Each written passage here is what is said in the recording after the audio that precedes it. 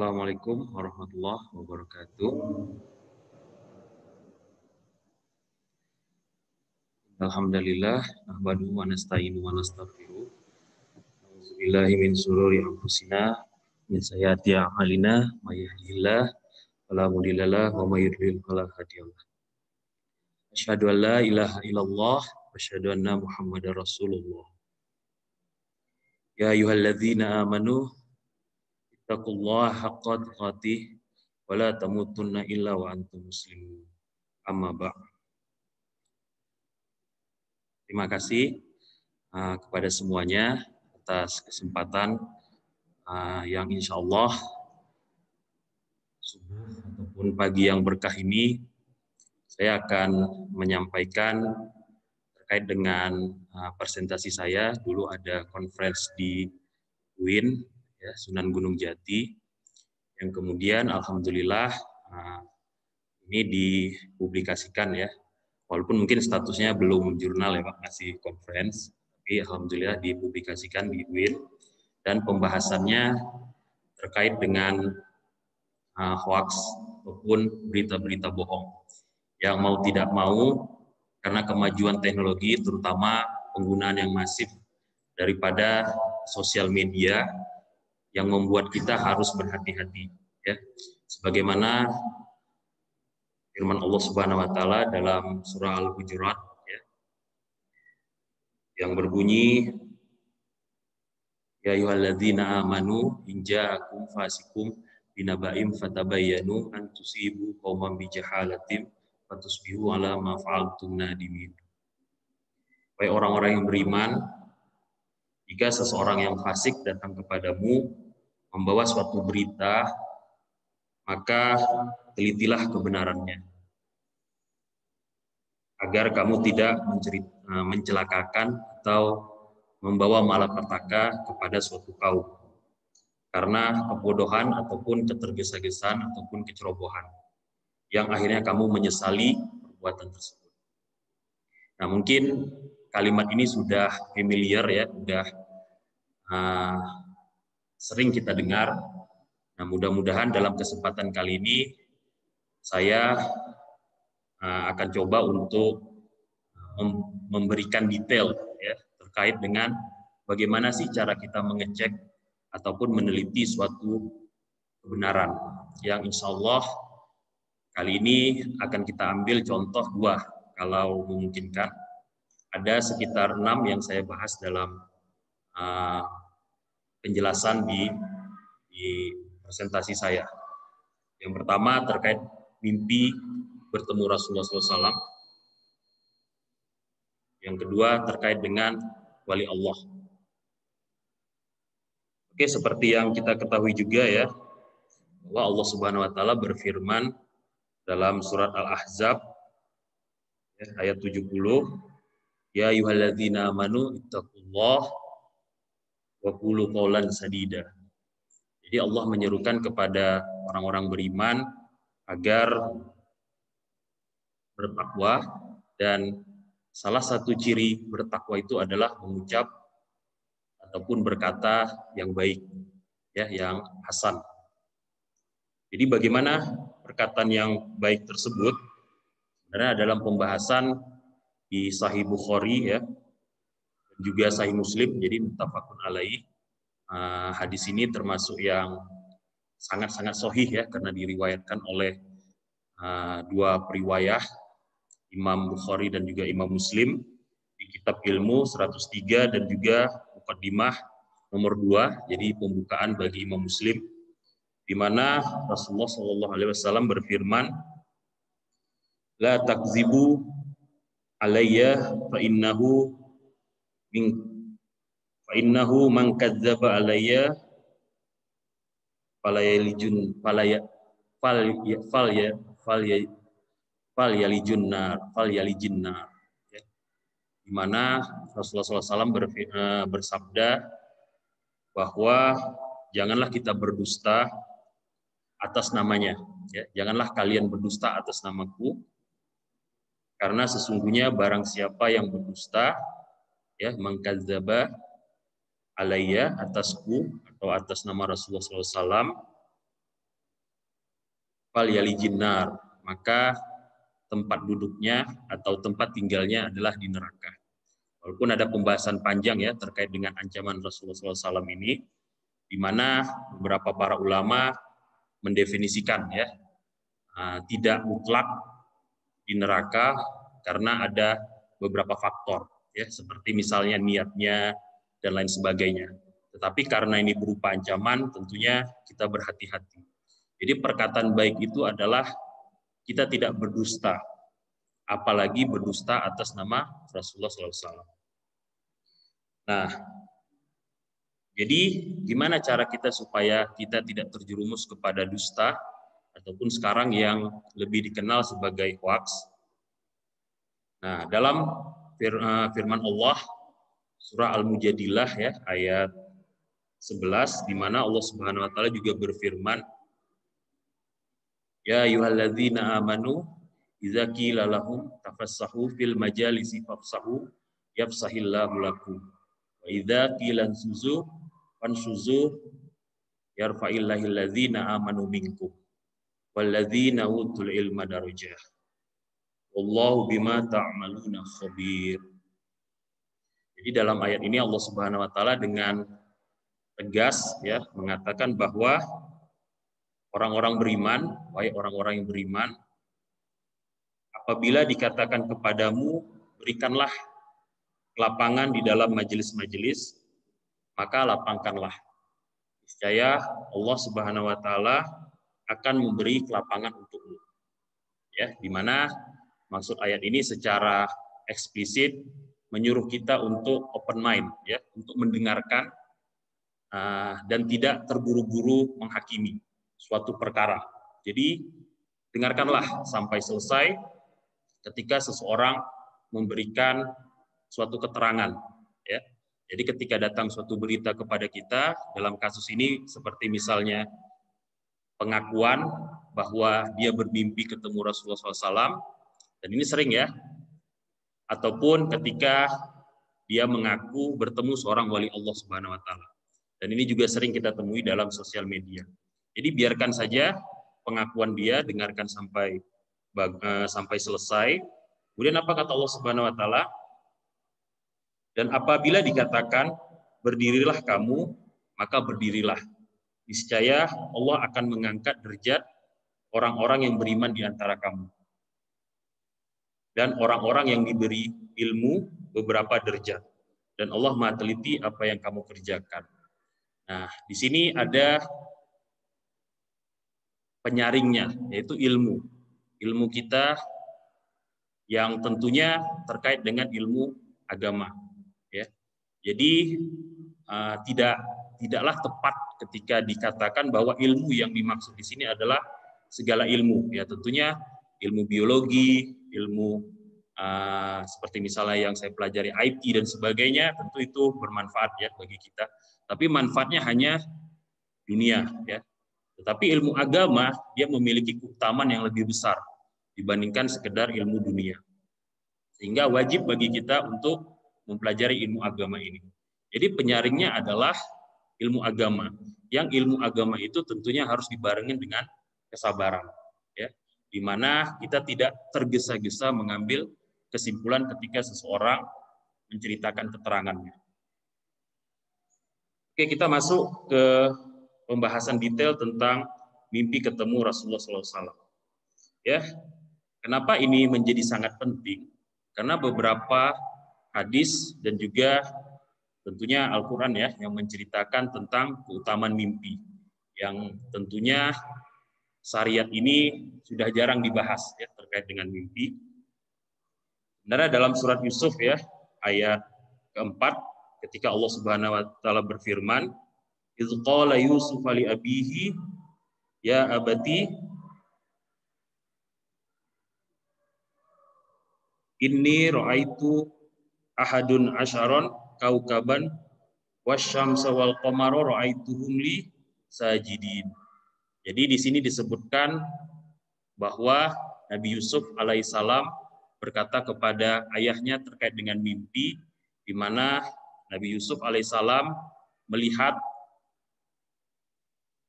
11 benda langit ya. dan matahari serta bulan sujud kepadanya. Nah, ini salah satu kepentingan dari mimpi, ya. Kemudian juga dalam surat Ar-Rum ketika Allah Subhanahu wa taala berfirman ayat 23, "Wa min ayatihi manamakum bil-lail wan nahar." Ya. Dan di antara tanda-tanda kekuasaan Allah adalah siang dan juga malam. Wa batighaa'ukum min fadlihi inna fi dzalika laayatun liqaumin yasma'un. Jadi di sini disebutkan bahwa selain malam dan siang dan usaha mencari karunia dari Allah Subhanahu wa taala, maka yang demikian itulah tanda-tanda bagi kaum yang mendengarkan. Jadi di sini malam itu termasuk tanda-tanda Allah Subhanahu wa taala. Dan dalam hadis lain juga disebutkan terkait dengan kategori dari mimpi, ya. Ada mimpi baik, ada mimpi buruk, dan juga ada mimpi yang merupakan bunga tidur. Namun perlu diingat, ya, bahwa ketika kita bermimpi baik, selayaknya kita tidak menceritakan kepada siapapun. Begitu juga ketika kita mimpi buruk, ya. Apalagi kalau hanya bunga tidur, ya, di mana seperti misalnya kita kerja terlalu capek, terlalu letih, terus kemudian kita bermimpi. Nah, apakah boleh kita menceritakannya? Boleh, hanya kepada orang-orang yang kita cintai dan juga mereka kita ketahui bisa menjaganya. Kenapa? Karena baik mimpi yang bagus, ya, yang membuat kita senang, ataupun mimpi buruk tadi yang membuat kita ketakutan, itu bisa menimbulkan mudarat, ya, di mana seperti mimpi baik ada orang-orang yang kemudian dengki, hasad kepada kita, dan kita lupa misalnya untuk zikir pagi petang atau berdoa kepada Allah, bisa saja rasa dengki dia itu, rasa hasad dia itu berefek kepada kita. Itu yang disebut dengan ain, ya. Penyakit yang disebabkan oleh kedengkian. Dan tentunya kita dianjurkan untuk selalu membaca Qul a'udzu birabbil falaq min syarri ma khalaq min syarri ghasiqin idza waqab min syarri naffatsati fil 'qad min syarri hasidin idza hasad. Di mana hasad, yang hasadnya itu terformulasikan atau terrepresentasikan dalam keadaan nyata yang memberikan bahaya bagi diri kita. Nah, itu juga alasan kita harus berhati-hati, ya, dalam menyampaikan informasi, ya, baik yang baik ataupun yang buruk, ya. Kalau buruk bisa jadi ketakutan itu akan berlebihan dan membuat kita jadi tidak mampu beribadah kepada Allah Subhanahu wa taala secara benar. Jadi secara adab seperti itu. Kemudian kalau dari diri kita, ketika kita mendengar, anggaplah kita termasuk orang yang dicintainya, ya.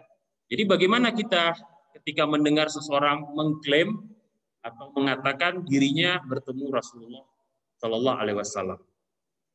Ya, tentunya dalam Sahih Bukhari, ya, dalam kitab Takbir 6479, Sahih Muslim juga, dan ini termasuk muttafaqun alaih, dalam kitab Mimpi 4206 dan juga dalam Sunan Tirmizi kitab Mimpi 2202, di mana Rasulullah SAW bersabda, siapa yang melihatku dalam mimpi berarti ia telah melihatku. Man ro'ani fil manami faqad ro'ani fa inna syaiton la yatakhayyal bi. Jadi di sini sesungguhnya setan tidak bisa meniru Rasulullah SAW. Kemudian Rasulullah SAW juga melanjutkan waru'yal mu'minin jaza'in min sittati wa arba'ina juz'an minan nubuwah. Jadi di sini disebutkan bahwa mimpi itu termasuk salah satu dari 46 ciri-ciri kenabian. Jadi alhamdulillah Allah Subhanahu wa taala masih memberikan ya, ciri-ciri kenabian kepada orang-orang mukmin, di mana mimpi sebagai salah satu tandanya. Namun perlu diperhatikan bahwa memang setan tidak bisa meniru Rasulullah Shallallahu Alaihi Wasallam. Tetapi setan bisa berdusta. Ya, sebagaimana kisah ataupun hadis yang juga insya Allah kita ketahui, ketika Abu Hurairah menangkap ya, setan dari golongan jin. Jadi setan itu bisa dari jin dan juga bisa manusia. Kemudian setan ini bernegosiasi dengan Abu Hurairah ya, untuk melepaskannya, di mana setan ini berkata mengajarkan doa untuk mengusir setan, yaitu Ayatul Kursi. Ya. Dan akhirnya disampaikan cerita ini kepada Rasulullah SAW, dan Rasulullah SAW berkata, dia benar, tapi sesungguhnya setan itu suka berdusta. Ya, jadi bisa saja setan itu berkata benar ya dalam satu kesempatan, tapi secara umum setan itu selalu berdusta. Dan bisa jadi dia berdusta kepada seseorang ini dengan mengaku sebagai seorang nabi. Begitu juga kisah yang populer ya di kalangan kita tentang Syekh Abdul Qadir Jailani. Ketika itu jangankan Rasulullah SAW, dia bermimpi ketemu Allah. Ya. Jadi ada suatu cahaya yang sangat terang, kemudian berkata kepada Syekh Abdul Qadir Jailani dalam mimpinya, sesungguhnya aku Allah. Terus kemudian apa kata Syekh Abdul Qadir Jailani dalam mimpinya, diceritakan ini, apakah engkau Rob yang tidak ada sekutu atasnya? La ilaha illallah. Terus kemudian apa kata cahaya yang terang ini? Aku adalah Tuhanmu. Aku adalah Allah. Balik lagi Syekh Abdul Qadir berkata, apakah kamu Allah yang tidak ada Tuhan atasnya, yang tidak ada sekutu atasnya? Balik lagi cahaya ini berkata, aku adalah Allah, sembahlah aku. Ya. Balik lagi berkata Syekh Abdul Qadir Jailani, apakah engkau Allah yang tidak ada sekutu atasnya?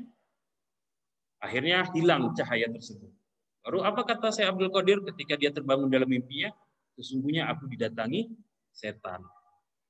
Ya. Jadi bayangkan dalam kisah ini ya, bisa kita dapatkan kesimpulan bahwa sesungguhnya setan itu bisa berdusta atas nama siapapun. Nah, ketika seseorang menceritakan dia bermimpi ketemu Rasulullah SAW, maka yang bisa kita lakukan adalah setelah dia selesai tadi, dan juga tentu open-minded ya, berlapang dada, kita bertanya, apa ciri-ciri Rasulullah SAW yang engkau ketahui atau yang engkau lihat dalam mimpimu? Ya.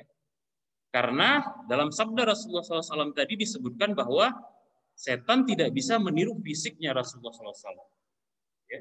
Sehingga dengan itu kita bisa mengkonfirmasi apakah mimpi yang disampaikannya ini benar atau bisa saja dia sedang ditipu daya oleh setan. Laknatullah alaihi. Jadi itu terkait dengan adab kita yang mudah-mudahan ya, saya juga berdoa kita bisa mimpi ketemu Rasulullah SAW, ataupun di satu sisi ya kita bisa mendengarkan kabar bahagia atau kabar gembira dari kawan kita yang bisa saja bermimpi ketemu Rasulullah SAW.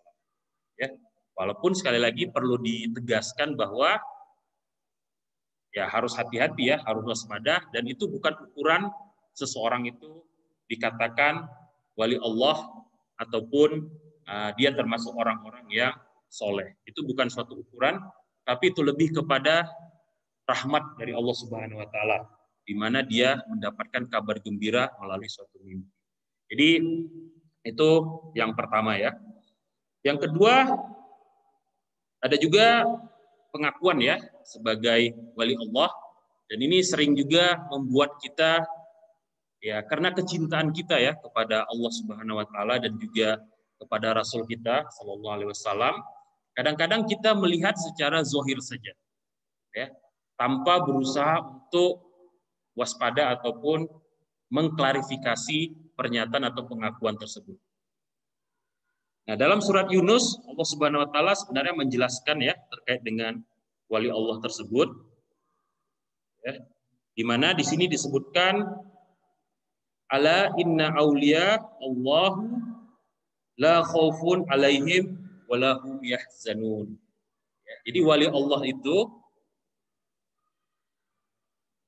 tidak ada kekhawatiran, ya, tidak ada ketakutan terhadap mereka dan mereka juga tidak bersedih hati.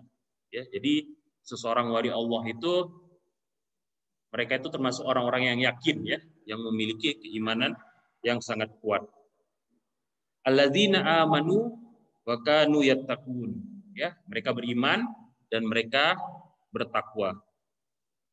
Lahumul busra fil hayatid dunya wa fil akhirah la tabdilu li kalimatillah dzalika huwal fawzul azim.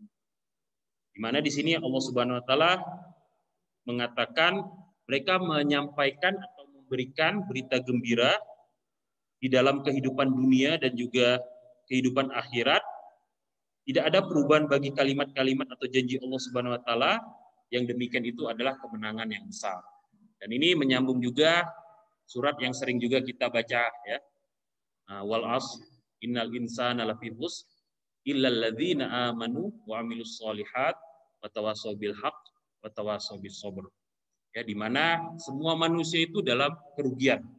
Ya, jadi semua manusia itu bisa kita katakan rugi, baik mereka yang kaya, ya, mereka yang ganteng, mereka yang berilmu, ilmu dunia ya tentunya, ataupun apapun kondisinya, mereka merugi, kata Allah Subhanahu wa taala secara umum.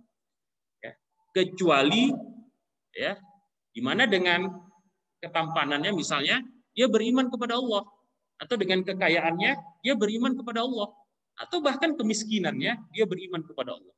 Ya. Maka dia termasuk orang-orang yang beruntung. Tetapi itu tidak berhenti sampai di sana. Allah Subhanahu wa taala mengatakan dia harus beramal soleh, ya, dan juga menyampaikan sesuatu dalam kebenaran dan juga sabar. Ya, jadi ini orang-orang yang beruntung, ya, orang-orang yang terhindar dari kerugian di dunia, dan inilah wali-wali Allah tersebut. Tetapi tentunya kita harus melihat bahwa kehidupan di dunia ini adalah kompetisi, ya. Jadi kita tidak bisa mengklaim bahwa Jadi kita tidak bisa mengklaim bahwa kita sudah menang. Kenapa? Ya, analoginya seperti misalnya kita sedang bermain bola, ya, atau kita sedang melakukan pertandingan olahraga. Ya. Hasilnya belum selesai, waktunya belum habis, terus kemudian kita katakan kita menang. Saya sudah menang ini, padahal baru megang bolanya sebentar, ya, baru menggocek 1-2 orang. Ya, hasilnya belum habis atau baru nyetak gol 1. Nah, ini belum bisa dikatakan menang. Karena bisa saja lawan kita membalikkan keadaan, mencetak gol lagi, bahkan mungkin lebih 2, 3, 4, 5. Dan begitu juga kehidupan kita di dunia. Ketika kita melakukan suatu ibadah dan Masya Allah misalnya, bagus luar biasa, ya, berkontribusi luar biasa. Tetapi lusa, minggu depan, tahun depan, tiba-tiba setan menyerang kita, ya, kemudian merayu kita, dan akhirnya kita terjebak, tertipu daya dengan setan tadi. Akhirnya apa yang terjadi? Amalan kita menjadi lenyap, ya, amalan kita menjadi hilang. Nah, oleh sebab itu kita tidak bisa langsung mengklaim seseorang itu adalah wali Allah. Kenapa? Karena kita ini masih hidup di dunia, masih bertanding. Kita belum mati. Ya. Makanya beberapa ulama mengatakan bahwa seseorang itu tidak bisa dikatakan baik sebelum dia mati. Kalau dia sudah mati, baru bisa kita katakan bahwa dia baik. Kenapa? Karena ada track record-nya. Tapi kalau dia masih hidup, bisa saja dia melenceng. Dan ini ada beberapa contoh, ya. Salah satunya seperti seorang ulama besar, ya, bernama, kalau nggak salah saya, Abdullah Qasim, ya. Bahkan saking luar biasanya, dia pernah menulis suatu kitab yang kitabnya itu dapat ujian setinggi langit dari salah satu imam Masjidil Haram, ya. Tapi pujiannya ini juga mungkin bisa kita diskusikan lebih lanjut, di mana imam besar ini mengatakan sesungguhnya Abdullah bin Qasim telah memberikan mahar surga. Ya, jadi maksudnya dengan kitab itu dia telah menempatkan dirinya di surga. Tapi apa yang terjadi? Innalillah wa inna ilaihi rajiun. Ternyata Abdullah Qasim menjadi murtad kepada Allah Subhanahu wa taala. Bayangkan suatu kitab yang membantah tentang ateisme, yang membantah tentang perbuatan yang sangat buruk, ya, di mana mengatakan tidak ada Tuhan, bahkan menghina agama, tapi malah dia terjerumus kepada perbuatan tersebut. Ya, seorang ulama besar bisa menyimpang, apalagi kita. Ya. Oleh sebab itu, sikap kita adalah, ya, ketika ada seseorang berbuat baik, atau ketika ada seseorang yang tadi mengklaim perbuatan dia berkontribusi, bahkan mungkin dia mengklaim dirinya setinggi wali Allah, maka ingatkanlah. Ya, seperti tadi, watawassaw bil haqq, watawassaw bis sabr. Ingatkanlah dia bahwa hidupnya masih panjang. Ya, sama juga seperti kita, ya, kita mengingatkan diri kita bahwa hidup kita masih panjang dan tentunya apa saja bisa terjadi. Ya, jadi mungkin itu yang bisa saya sampaikan terkait dengan penjelasan tentang hoax. Ada banyak yang saya bahas di sana. Ada tentang hoax, tanda-tanda kiamat dan bagaimana kita menyikapinya.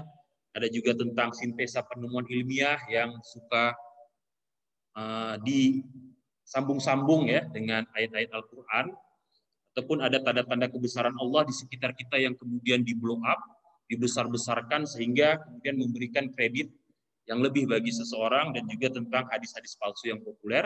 Tapi dalam kesempatan ini saya cukupkan dua itu saja, dan mudah-mudahan saya berdoa, ya, agar kita semua dilindungi Allah Subhanahu wa taala dari perbuatan-perbuatan yang kufur, perbuatan-perbuatan yang menyimpang, dan menjauhkan kita dari ketergesaan.